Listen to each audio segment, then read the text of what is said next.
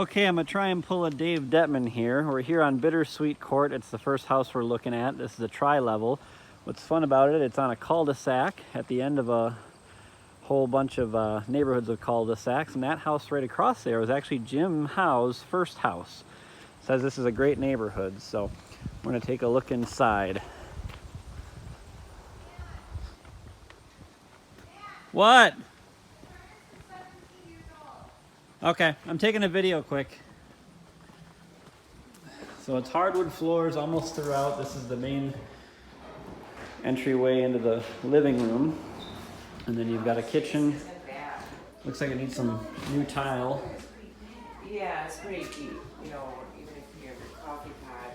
And then a little walkway to the backyard, which is fenced in. Comes with the hot tub here. It's a nice fenced in backyard. That whole area behind the fence is a park. And the only way to access the park is all the houses have to go through the backyards to get to the park. There's no public access to it. So they got a basketball court, some playground equipment. You can't see it, but back there is a tennis court. So that's kind of cool. Wait, a tennis court? It's always colder here, Matt. Sorry. FYI. Always cold? Usually, yeah, because you're so close. The lake is like walking distance, basically. Okay. Kind of. This is the attached garage. Nothing special. But what I do like is kind of neat is it attaches then to a shed as well. If I can get it open here. So out here is a exit way to the backyard plus another little attached shed. I don't know, maybe you could put a snowmobile in here or something neat. Even better, I think.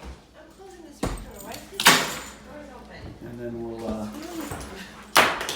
And the ice maker works. Woo! You got the upstairs at the top of the tri-level.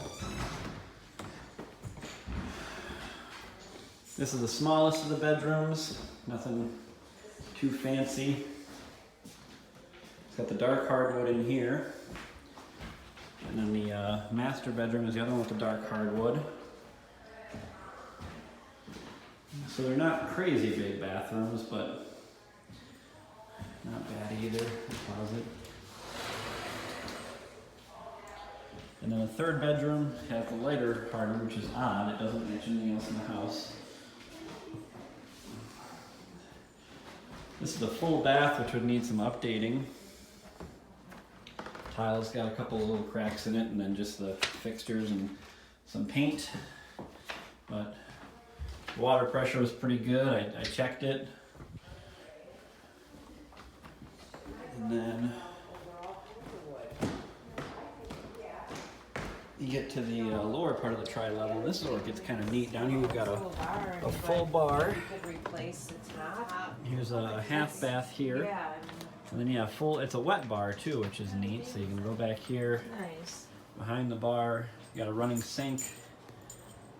And then you've got a family room right next to the bar. I would want to paint those walls, man. Yeah. So you got a fireplace, which is kind of cool for the family room. Pretty decent sized family room, not bad at all. That's a view of the front yard. And then you've got the actual basement. So all kinds of storage with the garage, the shed, the basement. So I'm not going to turn all the lights on, but you know, typical. It looks like they had some water at some point. Now Jim Howe told me a few years ago all these houses got some water. So they put in a new drainage ditch that goes all the way to Lake Michigan. And you know, I don't see any other evidence of water anywhere else other than just over there. So hopefully it's okay. But you know, like this, like you just go lightly. So it's definitely a darker color with the darker wood and the darker wood paneling, which I'm not huge on, but I always look for some ideas on what to do differently to brighten it up.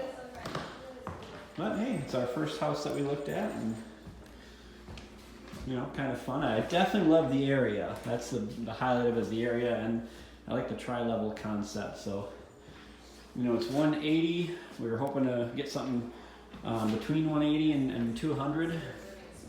So you figure, you know, we could always put some money into some updates, depending on what all those would run. Newer roof, so that's good. But I would do some painting of the siding.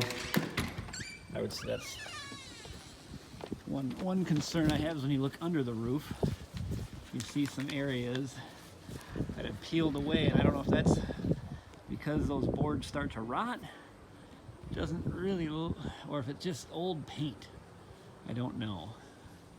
Hopefully it's just something that could be painted and isn't actually having to be replaced.